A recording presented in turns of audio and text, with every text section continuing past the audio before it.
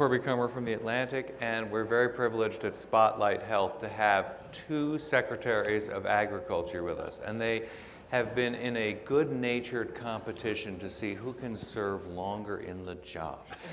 So we have Dan Glickman, who was in the House from 1976 to 94, and was Secretary of Agriculture from 1995 to 2001. And then has done nothing, nothing to do with Motion Picture Association, the Aspen Institute, any number of boards, because we're talking about your term at agriculture today. And now we have Tom Vilsack, who was governor of Iowa, and came in right at the beginning of the first Obama administration. And in October, if he keeps the job, which we certainly hope he will, forever, he will have surpassed Dan Glickman's 6-year record, or 5.5. So I'm watching what he's eating and drinking during the next 3 months. So we're going to ask a lot about the joint history that they've had a lot to do with both at the department. And I'd like to start with everyone's favorite subject, which is the Farm Bill. No one can understand the Farm Bill. There is so much more you're going to learn about what actually goes into the Farm Bill today. But 1 year ago, when we were at Aspen, Eric Cantor was here, and it was just when he was in the process of trying to split off a supplementary nutrition assistance program from the Farm Bill. And probably most of you know it accounts for 80% of the spending of the Farm Bill. And no one could believe it was going to happen. It didn't happen, but it was part of, and we have Jerry Hagstrom, who should correct every single fact I spout here, as well as the two secretaries. It was part of a much longer than year-long effort to derail the Farm Bill in any number of ways. But here we are with a passed Farm Bill, and not only a passed Farm Bill, but a Farm Bill that many consider to be one of the best for actual nutrition assistance and growing fresh fruits and vegetables. That has been passed. So could we have a review, Secretary Vilsack, of what you think has actually been achieved? And then we're going to talk with Secretary Glickman about some of the history and the future of the Farm Bill. But why we should all be glad, and nobody I think thought a year ago that we were going to be glad at whatever resulted from the Farm Bill. But tell us some of the things that should make us heartened. How much time is this session? Oh, I'll be cutting you off at 3 minutes. So okay. Well, it depends on what aspect of the Farm Bill you'd like to talk about. Most people do not understand that this bill is a jobs bill. It's a trade bill. It's a conservation bill. In fact, for the first time in the history of the Farm Bill legislation, there's more money going into the conservation title than into the commodity title. That's never happened before. It is a energy bill. It is a manufacturing bill. It's an infrastructure bill. It's all of these things. But let's focus initially on nutrition. One of the great things that has occurred in this Farm Bill is an opportunity for us to do a better job of reducing the people who need SNAP. The big debate was how much money we were spending on the program. There was an effort to try to unilaterally cut off several million people from the program in order to get budget savings. It was, I think, a fairly clumsy effort at trying to reduce the number of people on SNAP. The best way to reduce the number of people on SNAP is improving the economy for those folks, giving them a chance to have a job if they are able-bodied and able to work.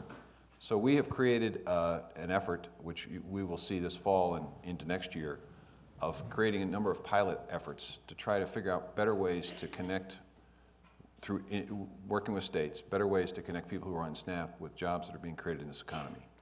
And doing some jobs of all kinds. Jobs of all kinds. Not to do with the food sector or Correct. anything USDA has to. Correct. So that they either need less SNAP assistance or no SNAP assistance at all. It may be a training program that we put folks through that makes them qualified for a job. It may be that we give them some additional assistance in terms of childcare or transportation expense so that they can get to a job or that they can not have to worry about their child. And sorry for not knowing, was it a condition of continuing food assistance that you commit to getting a certain number of people off food stamps? No, I encouraged the writers of the bill to give us this capacity to establish these pilots because I was convinced that states could do a better job of connecting people with job opportunities, that they weren't using the money that we were giving them. Spoken like a governor. Well, hundreds of millions of dollars is given to states every single year to do these connections, to create these bridges. This gives us, I think, the capacity to really establish best practices. That's the best way to reduce the number of people on SNAP. The second thing that occurred in this nutrition area is a continuation of a long-term commitment that this administration has made in providing folks an opportunity for better choices in terms of the food that they eat. I think there's a transformational change taking place within the United States about food, where food comes from, what food we eat, and how we eat it. And this goes everything all the way from more fruits and vegetable consumption, the My Plate effort to try to give you an easier way of understanding what a nutritious plate looks like, half fruits and vegetables, the other half protein and carbs and a little dairy, improving the school meals, improving the WIC program to create more healthy choices, changing the stuff that's being sold in the vending machines in schools. All of this designed to create a generation of young people in this country that sort of have a better relationship, if you will, with the food that they consume. It's very transformational and not fully, I think, appreciated by folks in terms of the impact it's going to have on healthcare costs in the future, on academic achievement, and on economic competitiveness. Well, it's a big theme of this conference. We had Sam Cash yesterday and the Let's Move initiative and talking about just that effort of transformation, which you've also been instrumental in helping bring about. So that has been part of this bill because it creates much more support for fruit and vegetable production, organic production, historic resources being provided for that part of agriculture. And I'm going to stop you there and ask you more about that, because I think that food activists and my pals don't quite get that this is better than the previous food bills and has more. So I was shocked after this bill actually passed, because when Debbie Stabenow at the beginning was making all kinds of promises that we saw rolled back continually, we thought there was not going to be support for specialty crops and organic farms and any of these kinds of smaller, more sustainably producing fruit and vegetable efforts that we so wanted.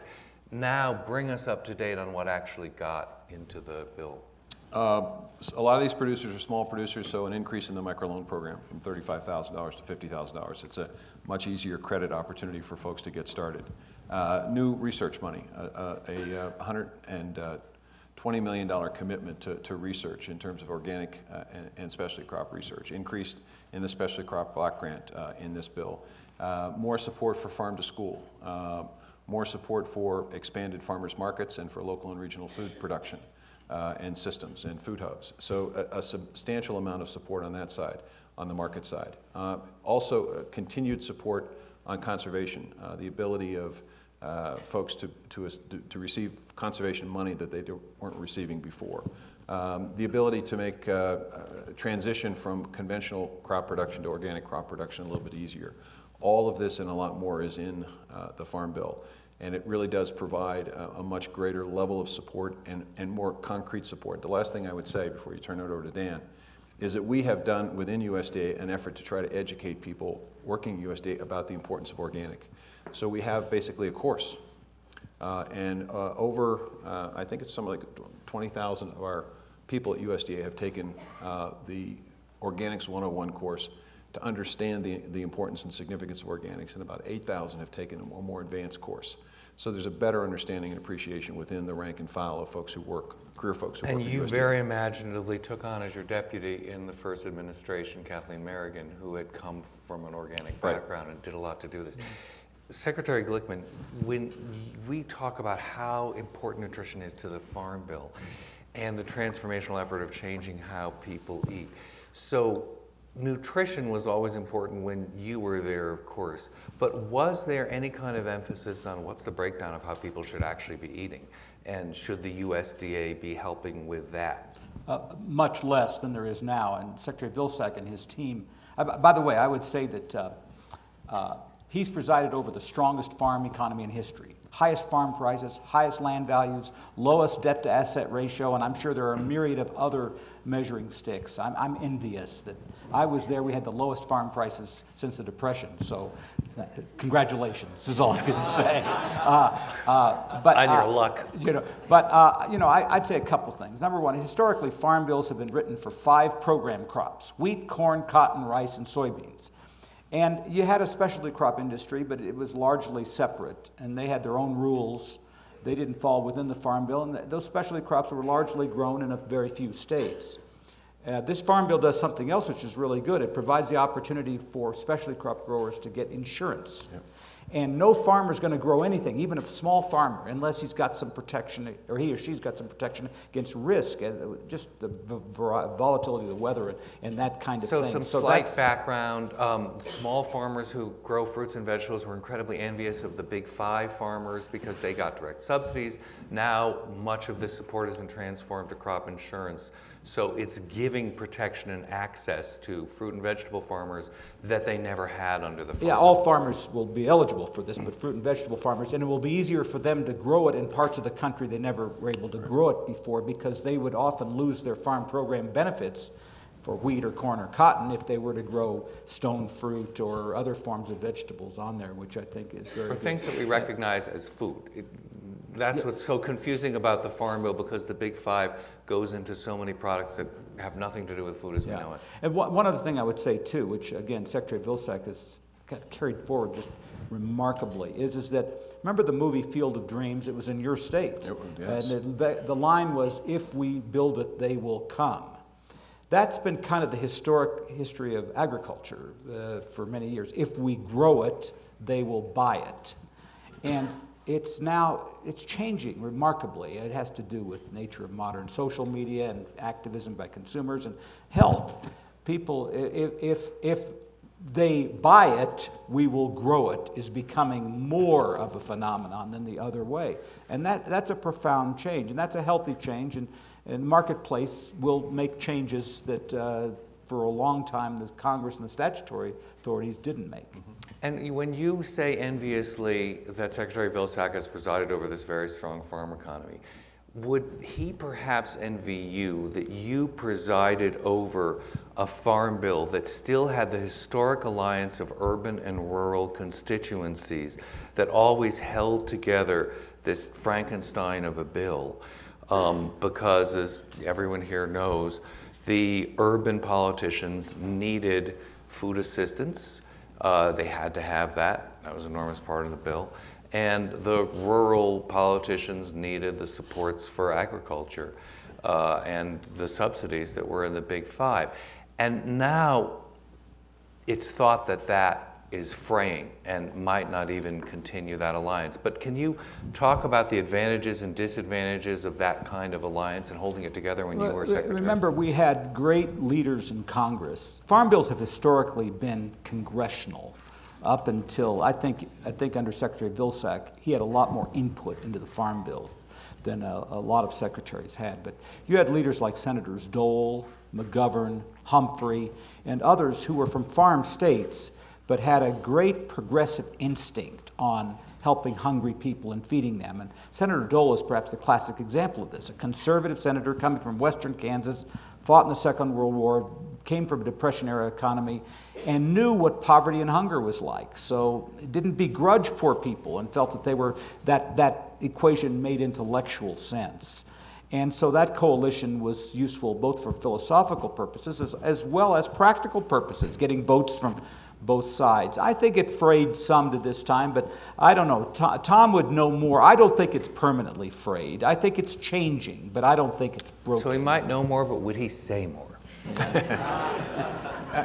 Actually, in a strange way, I think over the long haul it may be strengthened. I think if we do a good job with these pilots and show folks how best to reduce SNAP, that will take one of the arguments away that has created this division. And I think secondly, the concept of urban farming, the concept of farm to school, the concept of school gardens, the concept of farmers markets, very much not limited to rural areas, very much suburban and urban embraced. And so I think that is potentially a unifying opportunity that we haven't seen in the past. There are major cities, Detroit being one of them, that's making a major commitment to urban farming. There are a lot of opportunities there that I think we at USDA are going to provide help and assistance for. We've changed our rural development programs a bit to allow our rural development money to actually be invested in urban centers as long as it has a positive impact on job or income opportunities in rural areas. So there's, I think, perhaps a market orientation that's going to create greater synergy between the urban and rural legislators. Having said that, I think it is important for urban and suburban folks to understand and appreciate what rural America provides. We can have a debate about the quality of food and so forth, but the reality is America is a food secure nation, which means that we have the capacity and the capability of growing everything that we need to produce and take care of our own people. Oh, that's one of many definitions that you yourself provide of food security. Well, hardly any country in the world has that capacity. Mm-hmm. That is a national security advantage that we have. We also have the most affordable food. Again, we can have a debate about this, but the reality is for many Americans, they spend roughly 10% of their paycheck for food. In any other country, they would be spending 25 or 30%, which means they have a little more flexibility, and it helps to stimulate the economy that we have today.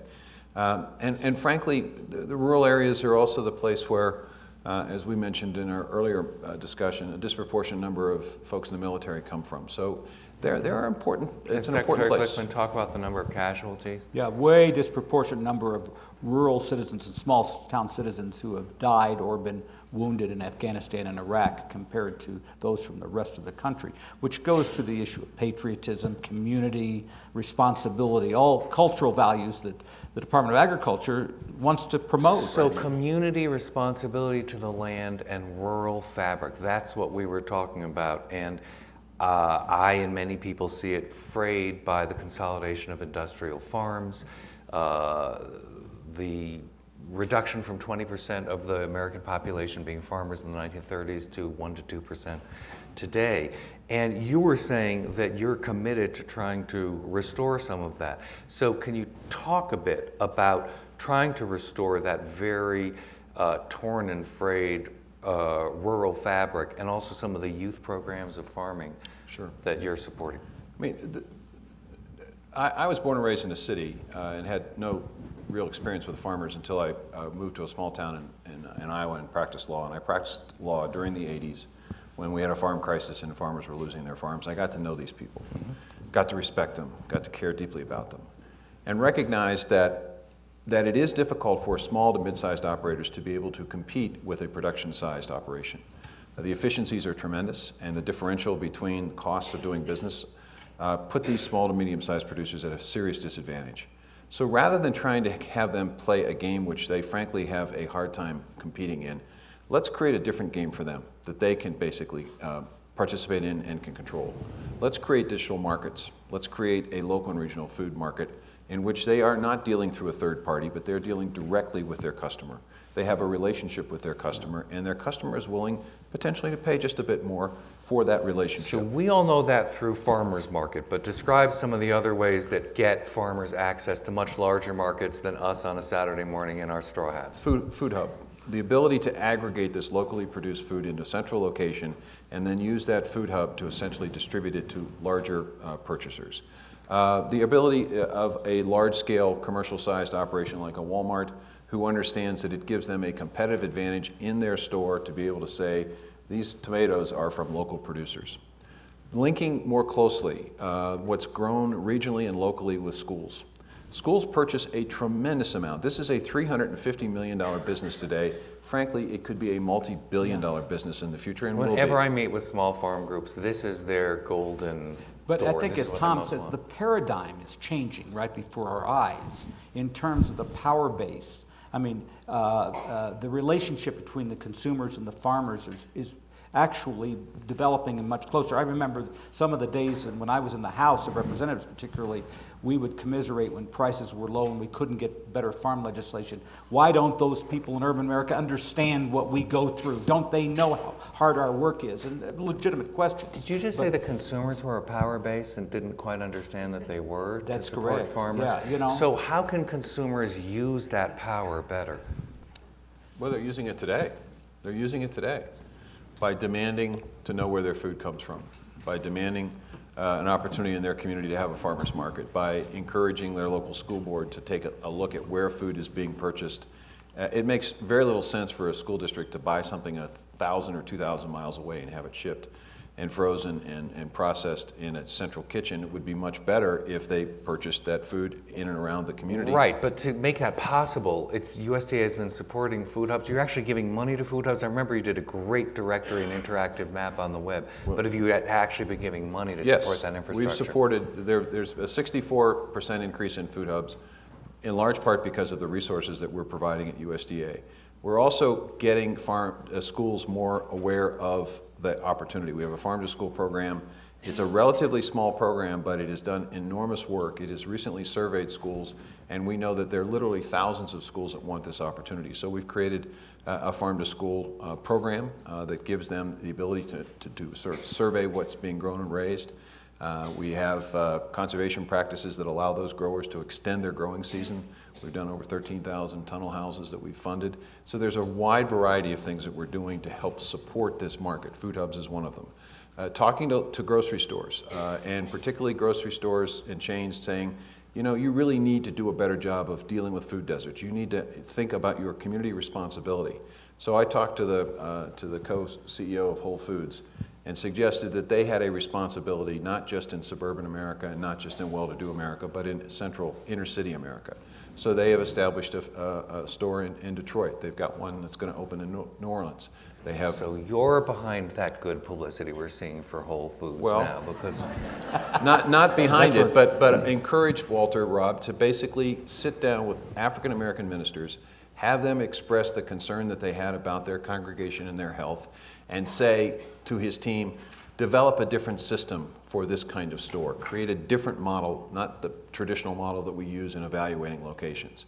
And he has worked closely, and it's not just Walter, it's several. Safeway's got a similar program. This is tremendous. I was just going to say, the marketplace is also, by what they're doing, is working interestingly. For example, more and more food processors and grocery manufacturers are creating foods that are healthier, that disclose more about where that food came from and where it goes. You go into grocery stores, how they slot their food. They're now putting healthier food in a place that's much more accessible for people. Walmart now has a relationship with Humana where they will label food, certain foods, healthy for you. Why? Because the consumers are demanding more and more of this. So the Department of Agriculture is encouraging a marketplace which is beginning to take advantage of the fact is people want to know that their food is healthy, that it's safe, it tastes good, and it's affordable, and that empowers them to make better decisions on their own lives. So in addition to the demand side, the supply side, they're working together to make this country a lot better place. The problem with this debate has been that if you can afford it, you can buy it. It really ought not to be that. It ought to be available to people who are financially challenged and having difficulty as well. It shouldn't just be something that an upper middle class and well-to-do folks can afford. Mm-hmm. So we've gone to our SNAP program and we've said, look, we got to figure out a way in which people can redeem their SNAP benefits at a farmer's market. So they too have access. And foundations have moved up and said, hey, that's a great idea. For every dollar, a SNAP dollar that's spent, we'll match that. And we might even have Michelle Nashon in the house from Wholesome Wave. He and Gus Schumacher have been instrumental in doing this, in doubling the purchasing power of food stamps if they're used for fresh produce. So you create market opportunities in very creative and innovative ways. That stimulates the need for supply. It encourages more producers. You help those producers with credit, with crop insurance, and with market opportunities. And we've also even looked at the export market.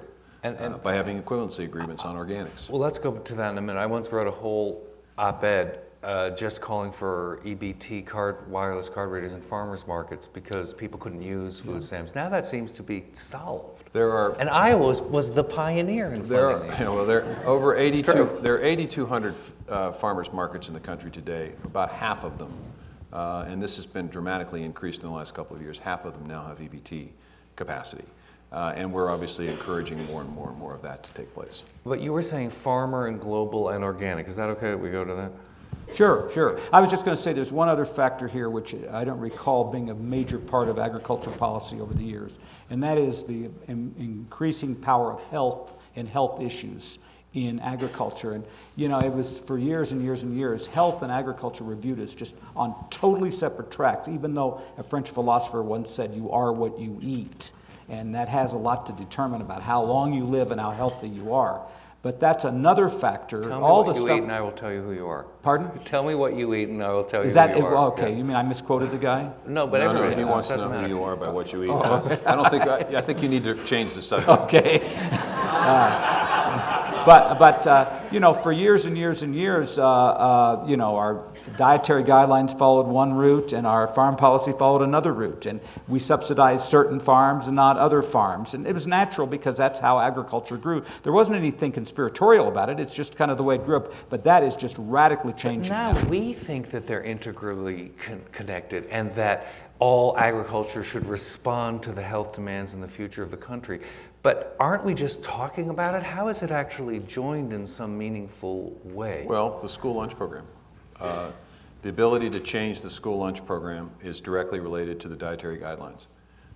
We essentially established the dietary guidelines, basically suggested a more balanced approach to what we eat. We then went to the experts and said, how are we doing on school lunch, school breakfast programs? They came back and said there's too much sodium, too much sugar, too much fat. You really have to focus on fruits and vegetables, whole grains, and low-fat dairy.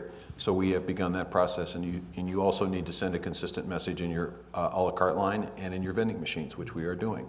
And so that is very consistent with the dietary guidelines.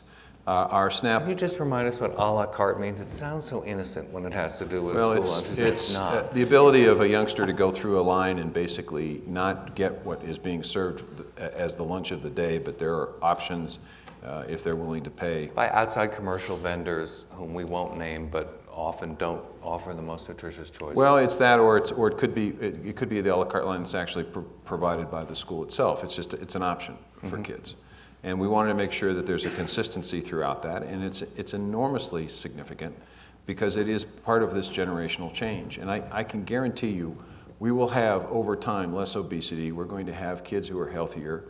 Because of this effort, the First Lady's Let's Move initiative, and the country's greater awareness of the costs of our current system. I'm about to ask you about the revised dietary guidelines, which are going to be up for a new revise. But before that, when you say the First Lady, these great reports that came up with lower sodium, lower sugar and salt, make sure that message is consistent in the a la carte options. That's all great.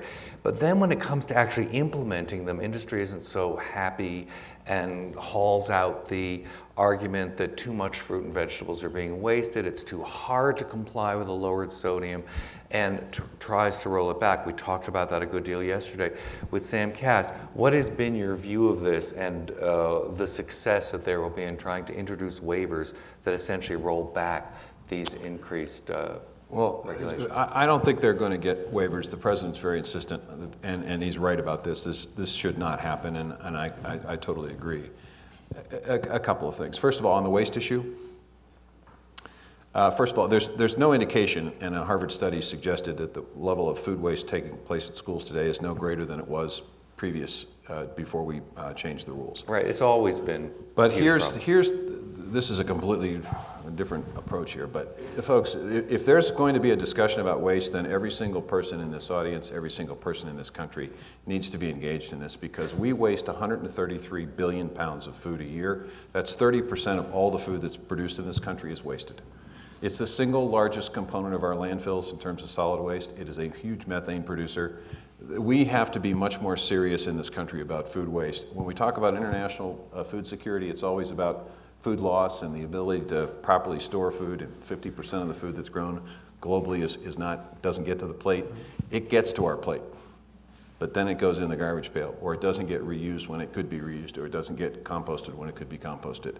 So and we've started an effort with the Environmental Protection Agency and over 200 businesses to sort of begin to focus the country's attention on food waste. So back to your question. No, all I can say is if this is a tangent, it should be a tangent at every panel at this entire festival. It's so under-known. I'm just curious whether we donate the surplus food from here to local food banks, which is, it's all brought back home to what you need to do. But on the school lunch thing, I think it's important for folks to understand the pressure that some rural schools are under, which I think has a lot to do with the concerns that are being expressed about these meals.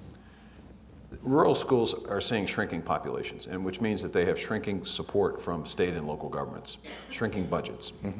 Many schools basically take a look at the food budget, and school superintendents and school boards assess a percentage of the overall cost of administering a school to all parts of their budget. So they're called indirect costs. So your indirect costs for your school nutrition program might be in one school 5%, in another school it may be 30%. So there's pressure on these programs to basically keep the rural school afloat. I get that. That's why we had an additional 6-cent increase in the reimbursement level. That's why there's over $200 million. Which was huge. It sounds small. It was huge. It was big national news. $200 million more in revenue today in the system than there was before the Healthy Hunger Free Kids Act was enacted. We also provided school districts the ability to adjust. In many school districts, they were subsidizing fully paid meals. In other words, the kids who could afford to pay full price were not paying full price because they were using money to subsidize those folks, bringing the overall cost of the fully priced meal down to below what the actual cost was. That could be adjusted and is being adjusted. And then there are ways in which we try to help them with recipes, with chefs coming into their kitchens. We're helping them with equipment grants. We've done over $160 million of equipment grants so they can modernize their equipment. So there's help there. They don't need a waiver. And if there's a problem, and we've had problems, the issue of wheat pasta, the food processing companies have just not quite figured out how to do it right.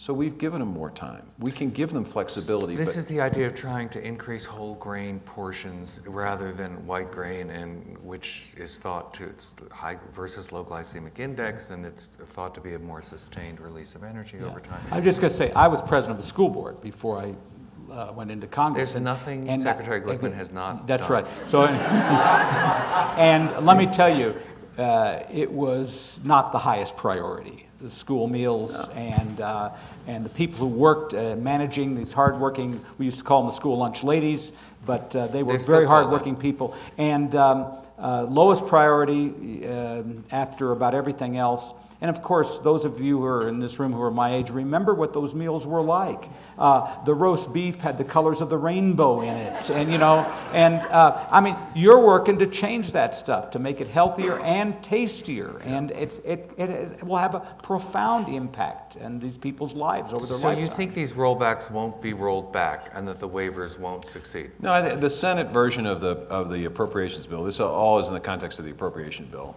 The House wants to grant the waiver, and they say it's only for a year, but it's really not only for a year because there's a reauthorization. The program has to be reauthorized every 5 years. That reauthorization is coming up, and I fully suspect that that'll be part of the discussion when they seek reauthorization. So it's not just for a year. The Senate basically says, look, if you've got a problem with a specific product or specific aspect, let's work on creating flexibility, which we're willing to do.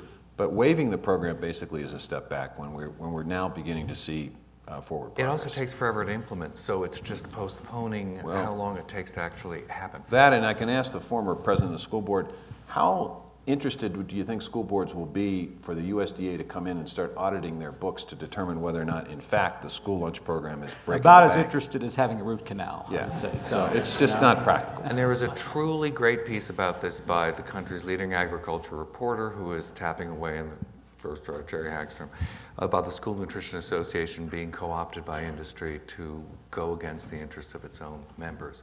19 former presidents signed a letter projecting the waivers. Since we don't have that much time before questions, there's two things I want to get to, and they're both really slight, and it'll take you 1 second to answer. What would you like to see in the revised dietary guidelines, and how will that help increase health? And then the small matter of GMO labeling. Take as much time you want on the first question. Actually, I want to answer the second question. All right, yeah, that's actually more. I had an opportunity to visit with the CEO of Nestle the other day at a function we were in attendance. And Nestle has an extended barcode that they use, and they are using it on their products to basically give consumers all the information that a consumer would want about their product and the product content. The challenge with the labeling debate in this country is that labeling historically has been to do one of two things, either to tell you what nutritionally is in a product or to give you some advice or a warning about something that might be harmful if you ingest it. If you have a peanut allergy, you'd like to know that there's potential peanut material in the item. Okay, so it's either warning or nutrition. I don't believe when you deal with GMOs. I don't believe that you can fit either one of those categories. It doesn't fit either one of those categories. It's not about nutrition, and in my view, it's not about warning. However, consumers do have a right to know. So my view is that the FDA and the USDA ought to be working with industry to create some kind of mechanism for an extended barcode or UR code, some kind of mechanism that people could use if they are interested in knowing precisely what's in this product. They can have all the information, but it's presented in a way that doesn't send a false or misleading impression about the product. And I think, frankly, Nestle is doing this, and they're a fairly large company. I think that's the way to ultimately bring the sides together on this issue. What we're going to have now is some referendums passing, some state laws being passed, court cases being challenged, more money being spent, efforts in Congress to try to create one 50-state solution, it being blocked by certain numbers of people, more money being spent. We're going to spend millions and millions of dollars, and eventually, folks, we'll be back here at the Ideas Festival 5 years from now, 10 years from now, talking about an extended barcode. Except think of all the panels we can have on it in that interim. Well, you will. Can I just, I agree totally with what you said, which is a thoughtful approach to recognizing that we're going to have to deal with this issue, not just blanket no or yes. There's got to be some responsible, sensible in the middle. I would point out a couple things. Number one, you do have indirect labeling right now. If you buy organic food with a certified USDA organic label, that is generally GMO-free. That's now very indirect, though. It's indirect, but it's there so that if people truly want a GMO product, they can find it right now. Now, it's not a universal solution, but it's partly out there. Second of all, I would say this, that the GMO issue is a complicated issue, and unfortunately, to date, most of the traits produced with this technology benefit production agriculture, and there hasn't been enough development on things that benefit the country as a whole or individuals as a whole. I've often said that if we had a trait that would let you grow hair, there would be no opposition to GMO by many of the men in this country. But at the same time, a lot of this is driven by people who are interested in more than just consumer information. They're interested in ending the technology of genetic engineering.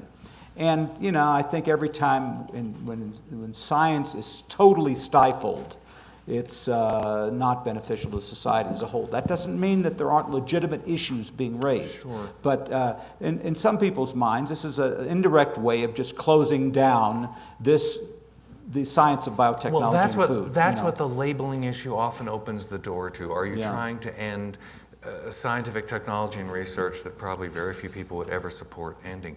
But as for the labeling and the idea that you make the information available, I just see a raft of arguments, like with calorie labeling which was supposed to be implemented nationally a long time ago and somehow hasn't been. But the idea that, Starbucks will put out a folder if you'd like it, or you can get it by going onto our website. That's very different from the point of sale. We are telling you right now if you'd like Smartphone. You got a smartphone. You got a scanner in a grocery store. Okay, so it's assuming that everybody has a smartphone and knows how to scan things. Well, a good many of folks do. And then secondly, you've got scanners in a grocery store. The other problem is that you're going to have this ongoing war, and it's not going to get resolved until court cases essentially say, which I think they will say, you can't have 50 different standards. Mm-hmm. Right. Hasn't Cargill just come out just in the last few days with a GMO-free, some form of cooking oils that they're selling? But what I'm saying is the marketplace is going to indirectly deal with these issues unless we come up with a more cosmic way of dealing with it. Well, it's already starting to, and there's so much confusion in the marketplace that's why there's this hope for some kind of national standard. You have a national standard. Put it on an extended barcode. Don't send the wrong impression about it. Okay, but also why don't you just say for the record that you haven't seen any studies that confirm any kind of harm to health of GMOs, which is one of the reasons that makes this a complicated issue. I have a memo briefing of 660 studies that just say exactly that. Right, and I think this is the position of the FDA. We're regulating safety of food. This has to do with safety of food. But as for labeling, when you permitted, for example, GMO, we will get to questions. You'll be off the hook in a minute. GMO alfalfa, and many organic farmers were just up in arms about this. Well, and we put together the AC21 committee in an effort to try to begin the process of creating a better dialogue between types of agriculture. You're not going to end GMO production. You shouldn't end organic and conventional production. What we need is a country in which folks who want to do a particular type of farming have the capacity and freedom to do that. So we created the AC21 program. AC21 identified a number of things that we need to do a better job of. We need to have a better understanding of gene flow. We need to know precisely how difficult and potential risk contamination is. We are doing that study. Interesting results from that study. Can you tell us some? Well, it's basically, it's not as, it's limited in terms of alfalfa, but it's not as dramatic in terms of access to genes as you might think. That's one thing. We are looking at ways in which we can create better stewardship on the part of GMO producers, basically understanding that certain times of planting, certain times, certain buffers that can be created, certain distances, trying to work with companies to create a better understanding of what those stewardship responsibilities are. And that was the huge issue with organic farmers. We need these buffers and protections in place. So. Right. Some kind of mechanism. I think organic producers would like some kind of reimbursement and compensation system, but at the very least, a crop insurance program that basically provides them the same kind of risk management tool that we have with nature. That's in the process of being worked on. The whole farm policy that Dan alluded to is an example of what could potentially be available in that. So there's a great deal of activity taking place in trying to bring people together. We have far too much division in this country, from my perspective. I'm looking for the common good. I'm looking for the common solution. I'm looking for the common sense solution to this. And frankly, if it doesn't happen, it's going to tear agriculture apart. We're going to lose our competitive advantage. We're going to lose that sense of community in the countryside that I think is really important. And that rural fabric that you are working Yes. to restore. So thank you for that. And we do have questions, and you do have to wait for the mic, and we're going to start with the woman in the glasses with a scarf. Thank you very much. And then could you give the mic to this one? Second. Thank you so much. So, Secretary, you mentioned methane production and also risk contamination. So the subject is protecting our food. Last year, according to the CDC, about 7,000 people died from foodborne illnesses. 200,000 people were put in the hospital from foodborne illnesses. But we don't hear about this. We hear about the airplane crash. The people that died... You'll have to quickly get to a question. Okay, so there's E. coli, there's Cryptosporidium that comes from the manure. So all of these animals that we're eating are highly unregulated according to the manure that's contaminating our water, land, air pollution. There's virtually no regulation. How can you address that? Because it's killing people and it's not making the front page of the newspaper. We're actually seeing a reduction in foodborne illness, about 52,000 fewer foodborne illnesses last year than the year before, in part because we've embraced in our food safety initiatives historic testing of E. coli, non-0157 never been done before. 6 of those have been identified as adulterants, now testing for them. We have a test and hold system. If there's a problem with a batch, the whole batch doesn't go out into the stream of commerce until there's more testing. We're testing bench trim, which is the stuff that goes into ground beef. That hadn't been done before, so there's a substantial amount of additional testing. We have performance standards now in poultry that we didn't have before for salmonella and Campylobacter. I just have to say, testing bench trim is huge. Yeah, it is. I didn't know you were doing that.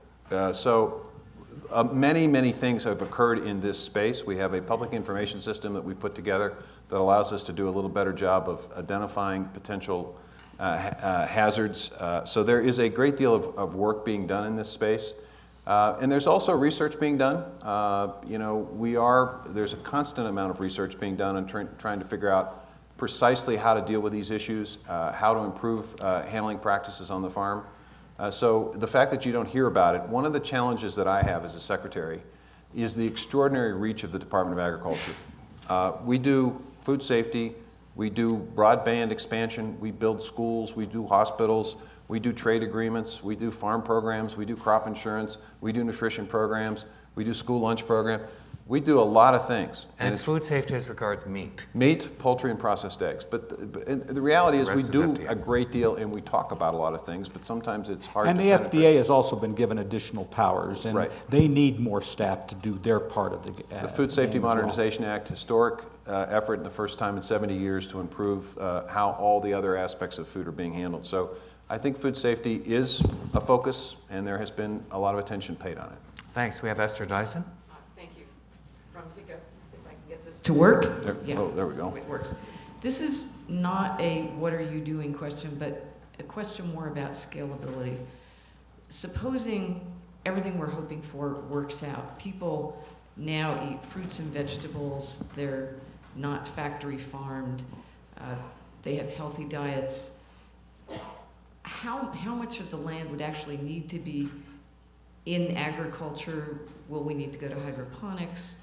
What would be the larger systemic changes? Because I'm concerned that this is really great for the upper middle class that has its cell phones that tells them you need more potassium and they can check the food in the store for potassium content. But if it really works at scale, what are we looking at creating?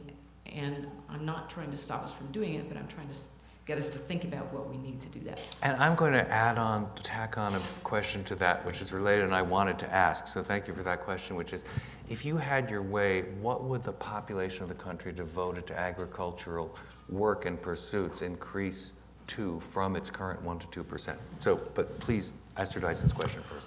Well, first of all, the amount of land that's being used for farming has decreased and continues to decrease. A lot of reasons for that, not the least of which is the expansion of cities and suburbs and more development, which I have a concern about that. And landfill. Right, so I have a concern about that. Actually, I don't envision that you're going to see less land committed to agriculture. I think you're going to see it used in different ways. My view is the farm of the future is going to be more diverse. You're going to have a more diverse operation in large part because of as a strategy for adapting and mitigating to changing climates.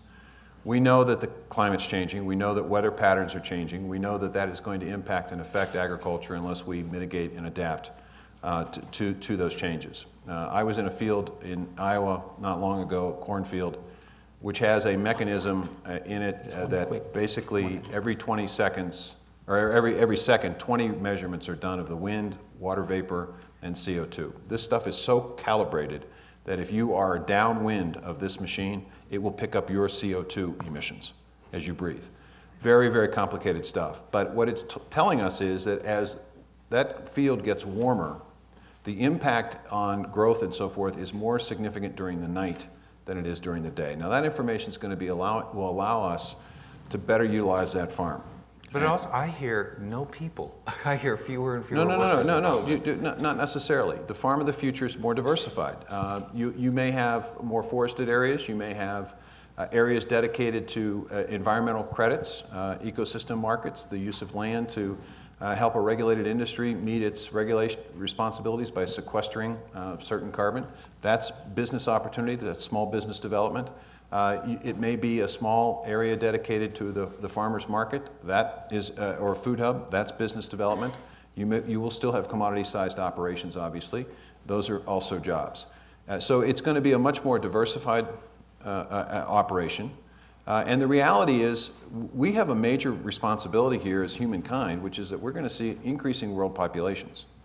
And in order for us to meet the need of those new people, the 2-3 billion more people that will be on this earth during the lifetime of my grandkids, we're going to have to increase agricultural production by 70% worldwide.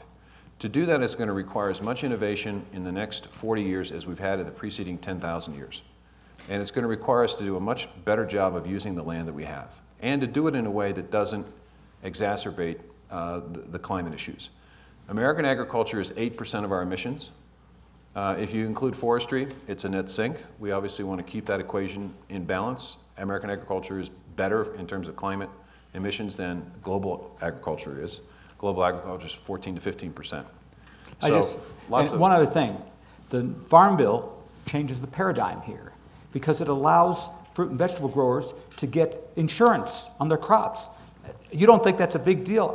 Nobody can go into any business without having insurance, risk management. Now, it's not overnight. It's not a revolutionary change. And the fact, though, that a farmer that grows wheat and corn can now grow produce on his or her acreage, we'll see how that develops. My guess is the demand is going to cause great changes and promote much more diversification. Which gets to some of an answer to your question, which is how is this going to scale up to healthier diets for more people who currently can't afford them? Well, but you see, that's the beauty of what's being done in the schools. You're essentially, kids in American schools today consume, in some cases, half of their calories in schools. So as kids at an early age, our new WIC program, the stuff we're doing with young moms, young dads in terms of early childhood, the SNAP changes that we're doing, all of that is sending a consistent message and is creating a different set of choices that kids are making. And you're going to see kids gravitate more to fruits and vegetables because that's what they are learning to eat. That's the transformational nature of what's going on. You know, folks want change to occur overnight. It's not going to occur overnight. We have the food system that we have because, in a sense, we asked for it, all right?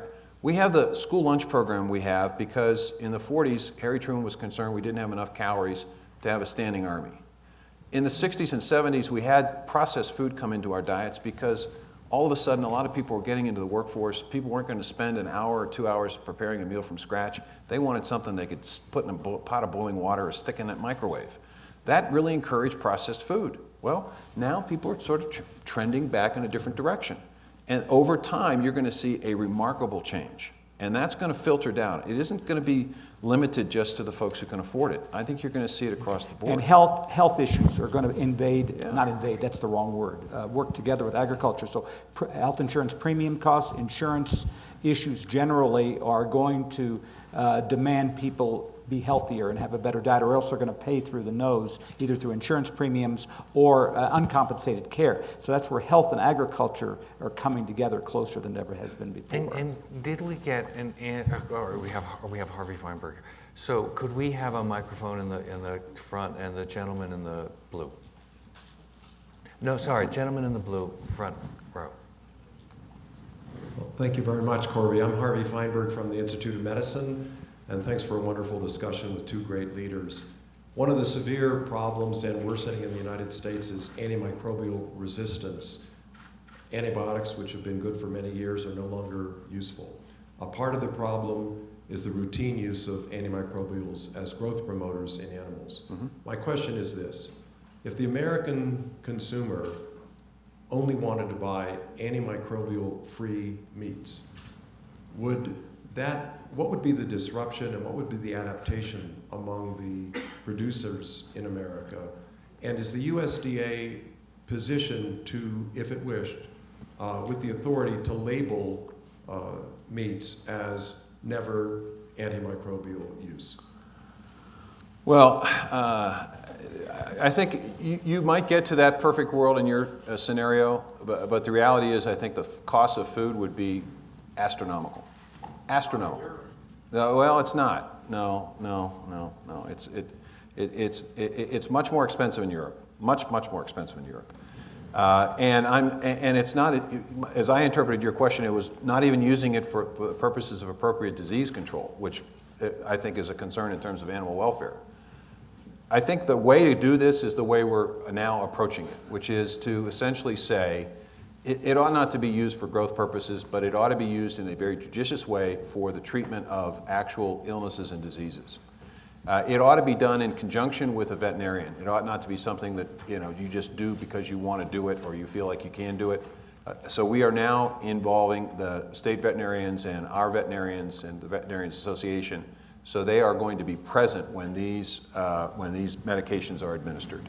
The companies that produce these medicines are now going to label it as such that it should not be used for growth promotion purposes. It should be only used for disease control. So this is a process that is actually beginning to go in the direction that you'd like to see. In addition, we have to do a lot more research on this, a lot more research, because there are multiple ways in which bacteria and all this stuff gets into the food system along the entire food chain. And we really don't know as much about this as we need to know to be able to determine exactly what additional steps need to be taken. So the President has put together a task force. We are, USDA, heavily engaged in it. A report is going to come out, and you'll see that there are going to be some very significant commitments over the course of the next several years of additional research, mileposts that we have to meet. There's going to be a very, very serious effort in this area. I don't know that it will necessarily indicate a complete eradication of it, but it will certainly substantially reduce the use of it in meat, in livestock production, and I would hope, obviously, we would see less of it as well in human health care as well. So we're very serious effort on this, very serious effort on this, but I'm not necessarily sure it's going to get exactly to the area that it's going to be much better. As you know, I served on the Pew Commission on Industrial Animal Agriculture, and I was Glickman alert. I was one of the very few people involved with more traditional agriculture who became convinced the overuse of antibiotics, human use and animal use, poses an enormous health threat for America. But I do agree with Secretary Vilsack. The approach he's taking to try to deal with this issue moves us very, very well in that direction. It's the last question. I was in Europe last week talking to the folks at the OIE, which is the international organization that takes a look at these issues. And zoonotic issues are serious. I mean, there is a fairly significant risk long-term to all of us from these animal diseases that can get started. So we as a global community need to have not just a U.S. response to this issue, but it really does need to be a global response. And we committed to working with OIE to get to a better place. So I'm very glad, sorry that's the last question, I'm very glad that Dr. Feinberg reminded us of how controversy-free issues of agriculture are. And I can only wish that the Senate, the Congress, and the American public will adopt Secretary Vilsack's idea that we're too divided and there's a lot more common ground that unites us than we recognize and we can all find going forward. Thank you both Secretaries for a great discussion. Thanks, appreciate it. Pleasure. And I am to